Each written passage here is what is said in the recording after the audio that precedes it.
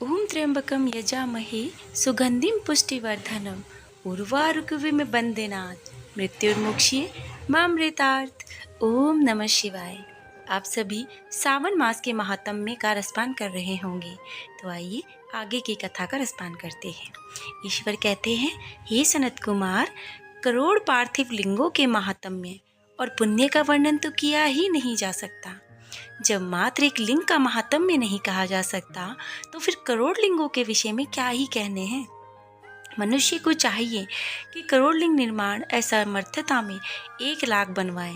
1,00,000 ना बनवा पाए तो 100, और यहाँ तक कि एक लिंग बनाने से भी मेरी सन्निधि और मेरा साथ मिल जाता है।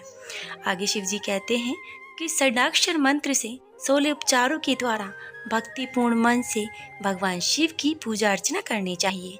यज्ञ ग्रह के साथ उद्यापन करना चाहिए, उसके बाद होम करना चाहिए और ब्राह्मणों को भोजन करवाना चाहिए।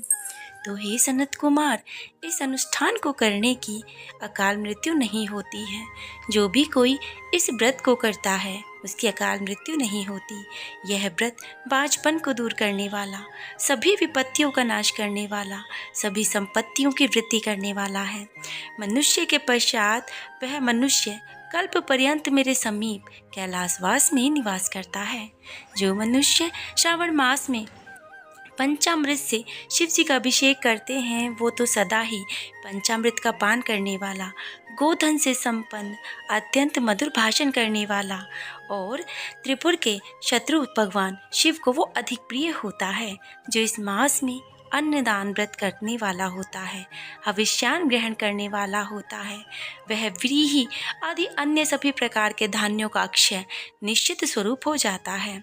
पत्थर पर भोजन करने वाला श्रेष्ठ मनुष्य सुपात्र में भोजन करने वाला तथा शाक को त्याग करने वाला शाककर्ता कहलाता है। शिवजी महाराज आगे की कथा को कहते हुए कहते हैं कि श्रावण मास में केवल भूमि पर सोने वाला कैलाश में निवास करता है। इस मास में एक भी दिन प्रातः काल करने से मनुष्य को 1 वर्ष स्नान करने के फल का भागी कहा गया है। जो भी मनुष्य इस मास में व्रत करता है, उसके जितेंद्रिय होने से उसे इंद्रिय बल प्राप्त होता है। इस मास में स्फटिक, पाषाण, मृत्तिका, मरकंदमणि, बीठी, धातु, चंदन, नवनीत आदि से निर्मित और अन्य किसी भी शिवलिंग के साथ किसी स्वयं अभिर्भूत ना हुए हों, तो भी एक श्रेष्ठ लिंग की पूजा करने वाला मनुष्य सैकड़ों ब्रह्म हत्याओं को भस्म कर देता है। किसी तीर्थ क्षेत्र में सूर्य ग्रहण, चंद्र ग्रहण के अवसर पर 1,00,000 जप से जो सिद्धि प्राप्त होती है, वह इस मास में एक बार के जप से ही हो जाती है।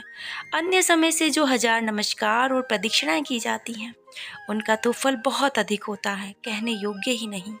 इस मास में एक बार जो करने से प्राप्त होता है, मुझको इस मास में बहुत अधिक प्रिय है। जो वेद पारायण करने पर सभी वेद मंत्रों की पूर्ण रूप से सिद्धि करते हैं, श्रद्धायुक्त होकर इस मास में 1000 बार पुरुष सूक्त का पाठ करते हैं अथवा कलयुग में उसका चौगुना पाठ मिलना चाहिए। कहते हैं आगे कि आलस्य होकर यदि हम कुछ नहीं करेंगे तो हम हमारे पापों से मुक्त नहीं हो पाएंगे। इसीलिए आलस्यहीन होकर के वेद पाठ करने चाहिए। ऐसा करने वाला मनुष्य ब्रह्म हत्या इत्यादि से मुक्त हो जाता है और इसमें कोई भी संदेह नहीं है। आगे शिव जी कहते हैं कि जो भी मनुष्य अपने पापों का अपने प्रायश्चित करना चाहता है, उन्हें सावन मास में व्रत और महात्म्य करने चाहिए। पुरुष सूक्त के जप के बिना इस मास में एक भी दिन व्यतीत नहीं करना चाहिए। जो मनुष्य इस फल को अर्थवाद कहता है, वह तो अवश्य ही नरकगामी होता है। इस महीने में समिधा, चारु, तिल और घृत से यज्ञ होम करना चाहिए। शिव के रूपों का भली भांति ध्यान करते हुए धूप, गंध, धूप, नैवेद्य आदि से पूजन करना चाहिए।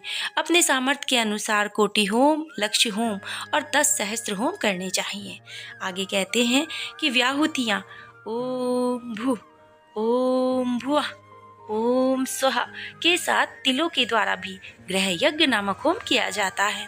हे सनत कुमार, इसके बाद अब मैं तुम्हें 12 के व्रतों का वर्णन करूंगा, तुम इसे ध्यान पूर्वक सुनना। हे अनंग, मैं सर्वप्रथम आपको रविवार का व्रत बताऊंगा। इस संबंध में लोग एक प्राचीन इतिहास को कहते हैं कि प्रतिष्ठानपुर में सुकर्मा नामक एक द्विज था। वह दरिद्र कृपण भिक्षावृत्ति में लगा रहता था। एक बार वह धन मांगने के लिए इधर उधर घूमने गया। अब उसने किसी गृहस्थ के साथ मिलकर रविवार का उत्तम व्रत करती हुई स्त्रियों को देख लिया। उसे देखकर वे स्त्रियां कहने लगी, इस पूजा विधि को शीघ्रता से छुपा लो। अब उन सबको देखकर और छुपाने की बात सुनकर के विप्र उन स्त्रियों से कहता है कि हे श्रेष्ठ स्त्रियों, आप लोग इस व्रत को क्यों छुपा रही हो? समान चित्त वाले सज्जनों के लिए परमार्थ ही स्वार्थ है। मैं दरिद्र और दुखी हूँ। इस श्रेष्ठ व्रत को सुनकर मैं भी इसे करूँगा। अतः आप लोग इस व्रत का फल और विधान अवश्य बताएं। अब स्त्रियाँ कहती हैं, हे द्विज, इस व्रत को करने में आप उन्माद और प्रमाद करेंगी। आप भूल जाएंगे और इसके प्रति अभिक्ति और अनास्था रखने लगेंगे। अतः आपको ये व्रत कैसे बताया जाए? उसकी ये बात सुनकर के अब उनमें एक प्रौढ़ा स्त्री थी। वह ब्राह्मण थी और वह ब्राह्मण को व्रत की विधि बताने लगी। वो कहती है कि हे ब्राह्मण, तुम इस व्रत की विधि को ध्यानपूर्वक सुनो। श्रावण मास के शुक्ल पक्ष के प्रथम रविवार को मौन होकर उठकर शीतल जल से स्नान करना। इसके बाद अपना नित्य कर्म संपन्न करके पान के एक शुद्ध दल पर रक्त चंदन से सूर्य के समान पूर्ण गोलाकार 12 परिधियों वाले सुंदर मंडल बनाना। उस मंडल में रक्त चंदन से संज्ञा सहित सूर्य का पूजन करें। उसके बाद घुटनों के बल पर भूमि पर झुककर 12 मंडलों पर अलग अलग रक्त चंदन या जपा कुसुम से मिश्रित अर्घ्य श्रद्धा भक्ति पूर्वक सूर्य को विधिवत प्रदान करें। लाल अक्षत, जपा कुसुम, अन्य उपचारों से पूजन करें। उसके बाद मिश्री से युक्त नारिकेल के बीज को नैवेद्य अर्पित करके आदित्य मंत्रों से सूर्य की स्तुति करें। श्रेष्ठ 12 मंत्रों से 12 नमस्कार और प्रदक्षिणाएं करें। उसके बाद 6 तंतुओं से बनाए गए सूत्र में देवेश बनाकर सूर्य को अर्पण करें और उसे गले में बांध लें। उसके बाद जो भी आपने सामग्री रखी है पूजा के लिए, उस सभी को ब्राह्मण को प्रदान करें। अब इस व्रत की विधि को किसी के सामने नहीं सुनाना चाहिए। तो हे विप्र, इस विधि से व्रत किए जाने पर धनहीन व्यक्ति धन प्राप्त करता है, पुत्रहीन पुत्र प्राप्त करता है, कोढ़ी को कोढ़ से मुक्त हो जाता है, बंधन में पड़ा व्यक्ति बंधन से छूट जाता है, रोगी व्यक्ति रोग से मुक्त होता है। तो हे विपेंद्र, अधिक कहने का प्रयोजन क्या? साधक जिस जिस अभिष्ट की कामना के लिए इस व्रत को करता है, उस व्रत का फल उस साधक को मिल जाता है। अब इस प्रकार श्रावण के 4 रविवार, कभी कभी 5 रविवार को भी यह व्रत अवश्य करना चाहिए। इसके बाद व्रत की संपूर्णता के लिए उद्यापन करना चाहिए। तो हे विपेंद्र, आप भी इसी प्रकार इसकी सभी मनोकामनाओं की सिद्धि के लिए इस व्रत को करें। उसके बाद उन पतिव्रताओं को नमस्कार करके उस ब्राह्मण को अपने घर ले जाएं। जैसा कि उसने सुना, अब वह अपने घर गया और उसने विधि पूर्वक जो है उस व्रत को किया। अब उसने क्या किया, उसके पास 2 पुत्रियां थी। उसने ये कथा अपनी दोनों पुत्रियों को सुना दी। अब उस व्रत को सुनाने मात्र से शिवजी के दर्शन हुए, शिवजी प्रसन्न हुए। पूजन के प्रभाव से वे कन्याएं देवांगों के समान सदृश हो गई। उसी समय से उस ब्राह्मण के घर में लक्ष्मी ने प्रवेश किया। वे अनेक उपायों और निमित्तों से धनवान हो गया। किसी दिन उस नगर के राजा ने ब्राह्मण के घर से होकर राजमार्ग से जाते समय खिड़की में एक कड़ी देखकर उन दोनों सुंदर अनुपम कन्याओं को देख लिया। अब राजा ने जब उन्हें देखा तो उन पर मोहित हो गया। तीनों लोकों में कमल, चंद्रमा आदि से भी जो सुंदर वस्तुएं थी, उन्हें वे उन दोनों कन्याओं ने अपने शरीर के अवयव से तिरस्कृत कर रही थी। मतलब इन सभी चीजें उन्हें लजा रही थी। उनका रूप सौंदर्य इतना सुंदर हो गया था। उन्हें देखकर राजा मोहित हो चुका था। क्षण भर के लिए वो वहीं खड़ा हो गया। ब्राह्मण को शीघ्र बुलाकर उन दोनों कन्या को ही मांग लिया। उस ब्राह्मण ने भी प्रसन्न होकर दोनों कन्याएं राजा को प्रदान कर दी। अब उस राजा को पति के रूप में प्राप्त होकर के वो कन्याएं बहुत प्रसन्न हुई और स्वयं इस व्रत को करने लगी और वो दोनों ही लड़कियां पुत्र और पौत्र आदि से संपन्न हो गई। तो हे मुने, महान ऐश्वर्य देने वाले इस व्रत को मैंने आपसे कह दिया है। तो हे विधि नंदन, जिस व्रत के श्रवण मात्र से मनुष्य सभी मनोरथों को प्राप्त कर लेता है, उस व्रत के अनुष्ठान का वर्णन तो कैसे किया जाए। कहते माता सती भगवान शिव की पहली पत्नी थी। अब वह प्रजापति की दक्ष की पुत्री थी। राजा दक्ष ने अपनी तपस्या से देवी भगवती को प्रसन्न किया, जिसके बाद माता भगवती ने ही सती के रूप में उनके घर पे जन्म लिया। देवी भगवती का रूप होने के कारण सती दक्ष की सभी पुत्रियों में सबसे अलौकिक थी। वह बचपन से ही भगवान शिव की भक्ति में लीन रहने लगी। सती ने भगवान शिव को अपने पति के रूप में पाने के लिए सच्चे मन से उनकी आराधना की और शिवजी उन्हें पति के रूप में भी मिल गए। लेकिन राजा दक्ष उन्हें अपनी बेटी के लिए एक योग्य वर बिल्कुल भी नहीं मानते थे। पिता दक्ष के विरुद्ध जाकर माता सती ने भगवान शिव से विवाह किया। अब घृणा के कारण दक्ष ने यज्ञ में भगवान शिव और माता पार्वती को बुलाया ही नहीं, साथ ही भगवान शिव का बहुत बुरी तरह से अपमान किया। अब इस अपमान को माता सती सहन नहीं कर सकी और उन्होंने यज्ञ स्थल में ही अपने प्राणों की आहुति दे दी। माता सती ने अपना प्राण त्याग करते हुए संकल्प लिया कि मैं राजा हिमालय के यहाँ जन्म लेकर शंकर जी की अर्धांगिनी बनूंगी। दूसरी ओर माता सती के प्राणों की आहुति देने के बाद भगवान शिव सदैव उन्हें स्मरण करते रहते थे।